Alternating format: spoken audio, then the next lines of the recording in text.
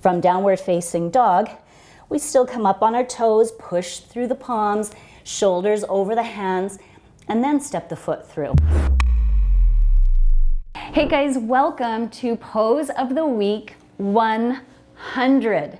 Oh my goodness, this is a special moment in time. I'm just gonna enjoy it. Okay, now I'll do Pose of the Week, and this was requested by Melissa, and she says she has lots of students that struggle with making the transition from downward facing dog to stepping a foot through to the front of the mat for a lunge pose or something like that. So let's just workshop some of the things that we can do to help our students that are struggling with that. You know, we just may not have any experience with this kind of action in our life when we come to yoga at first, and so the body just doesn't know what you're asking it to do. So some of the things we can do that are just basic mechanics here are to come up on the toes before you come to the front of the mat and get your shoulders over your arms, or sorry, over your hands, and then lift the thigh into the belly. So you can just practice this. And I'll often, just for fun and for the practice, do a little drill like this, because what we need to do is build core connection, foot to core, hand to core connection, and some strength, right? And it's got to be dynamic strength because this is a movement that we're trying to learn. Okay, so that might give your students enough space, but they might still fall a little bit short. Okay, so that just needs a lot of practice.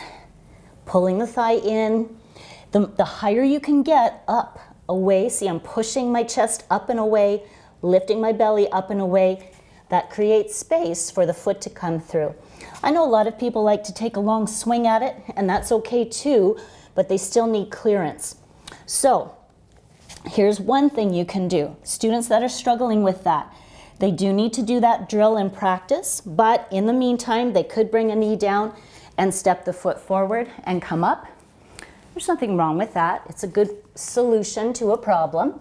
So from downward facing dog, bring the knee down, keep the core strong, step your foot forward.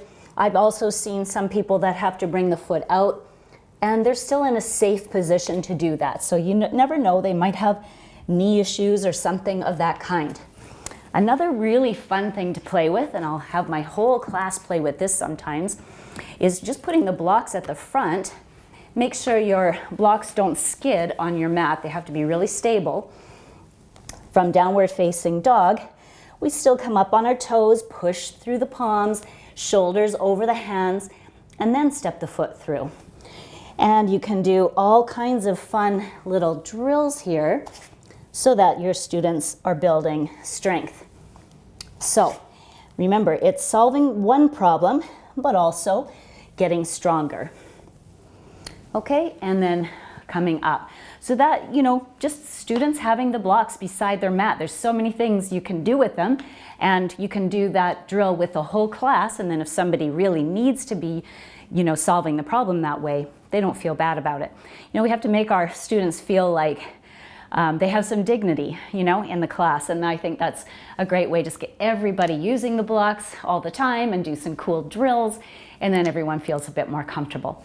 So a few ideas for you there, Melissa. First of all, we worked on making this a drill. Great little drill.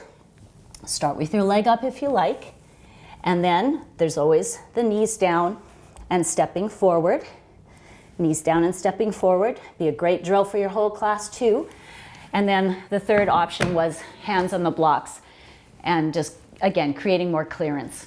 So build those connections, and I'd love to hear how it goes for you, Melissa. Try that out with your class. Thanks for joining me, you guys, for Pose of the Week 100. Thanks so much, guys. See you next time. Bye for now.